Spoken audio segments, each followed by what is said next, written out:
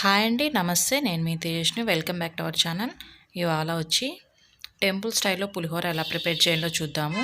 మనం పండుగలంటే మామూలుగా ఇలా పులిహోరనే ఎక్కువగా చేసుకుంటాను.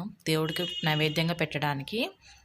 ఇప్పుడైతే నవరాత్రులు స్టార్ట్ అయిపోయాయి కదా! అమ్మవారికి ఇలా నైవేద్యం చేసి పెట్టండి. చాలా రుచిగా ఏమాత్రం టేస్ట్ మిస్ అవ్వకోకుండా మనమైతే ప్రిపేర్ చేసేద్దాము. ప్రాసెస్ అయితే స్టార్ట్ చేసేద్దాం. ఒక బౌల్ తీసుకొని అందులోకైతే నిమ్మపండు అంత సైజ్ చింతపండు తీసుకొని వాటర్ వేసుకొని ఒకసారి బాగా వాష్ చేసుకుందాము.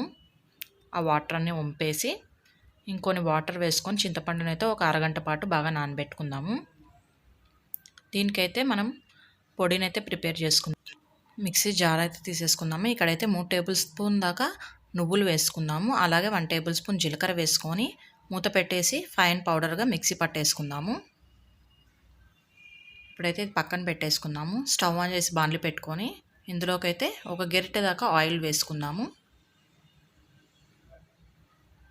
ఆయిల్ బాగా వేడెక్కిన తర్వాత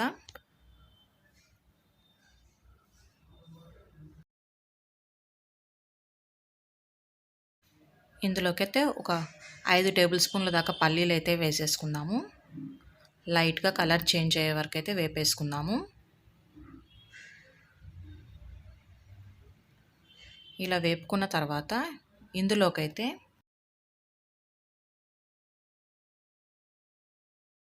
పల్లీలు అయితే ఒక 80% దాకా ఫ్రై అయిన తర్వాత ఇందులోకైతే ఒక టేబుల్ స్పూన్ దాకా మినప్పప్పు అలాగే శనగపప్పు వేసుకుందాము.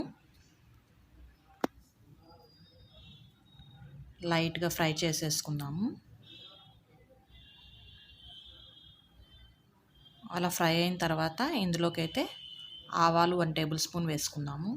అలాగే ఆనియన్ ఇలా ఒకటి తరుక్కొని వేసుకుందామండి. ఒకసారి ఫ్రై చేసేసుకున్నాము.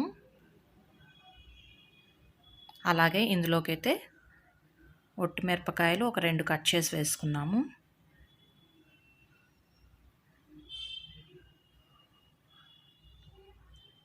అలాగే ఇక్కడ పచ్చిమిర్చి ఒక 4-5 కట్ చేసి వేసుకుంటున్నాను.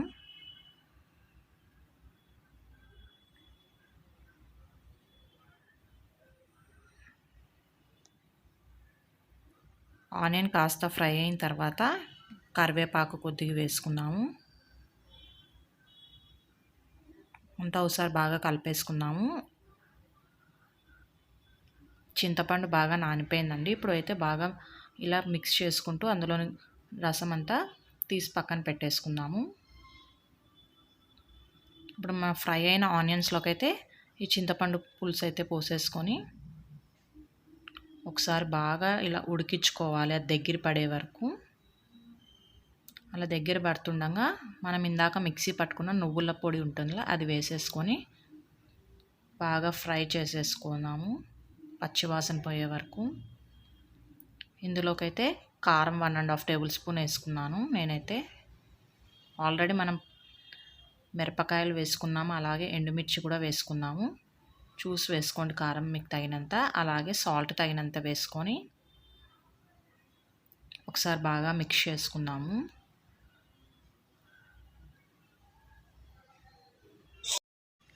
ఇది బాగా మగ్గి ఆయిల్ అంతా పైకి తేలే వరకు బాగా ఉడికించుకున్నాము. అలా ఉడికిన తర్వాత ఇంకాస్త పసుపు అయితే యాడ్ చేశాను ఇందులోకి.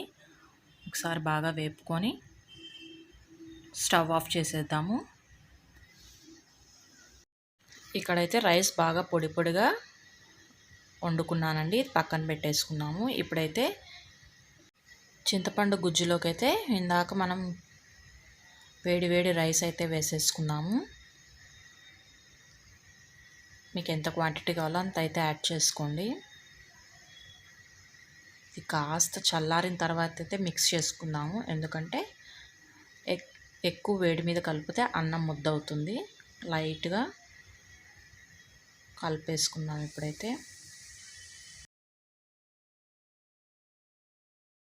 నేను చెప్పిన విధంగా ఇలా ప్రిపేర్ చేసుకోండి. టేస్ట్ మాత్రం చాలా పర్ఫెక్ట్గా వస్తుంది. అలాగే అన్నం అంతా బాగా మిక్స్ చేసేసుకుంటే మన టేస్టీ అయిన టెంపుల్ స్టైల్ పులిహోర అయితే ప్రిపేర్ అయిపోతుంది. వీడియో చూసిన తర్వాత మర్చిపోకుండా లైక్ చేయండి, షేర్ చేయండి, అలాగే ఛానల్ని సబ్స్క్రైబ్ చేయండి. Thank you so much for watching this video. అలాగే మీరు కూడా ప్రిపేర్ చేసి ఎలా కుదిరిందో కామెంట్ సెక్షన్ అయితే తెలియజేయండి.